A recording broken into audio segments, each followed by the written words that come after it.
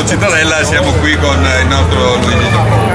Allora, la domanda è retorica, sei tu che l'indipendenza del Veneto? Non si vede il leone per fuori, ma c'è dentro. Ok, bene. E la domanda è, qual è la tua principale motivazione? Io sono nato in Australia, figlio di Veneti. Ecco perché, questa è la mia terra, non quella degli italioti. Ma come hai scoperto che è la tua terra? Grazie agli studi e alla lingua soprattutto, per prima. Prima allattavo a mia madre, poi parlavo e chiedevo il latte a mia madre, in Veneto. Lingua e studio. Sei perso?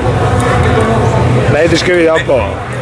Bene, che cosa ci dici di questa meravigliosa festa? Sono 12 anni che la organizzo e questa volta è riuscita molto bene. Tra l'altro abbiamo avuto un grandissimo personaggio, Vittorio Feltri, che bergamasco vuole essere annesso al Veneto. Non sa che siamo già veneti, fratelli?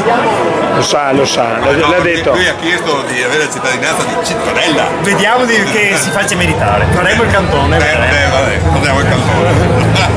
Quindi, Veneto.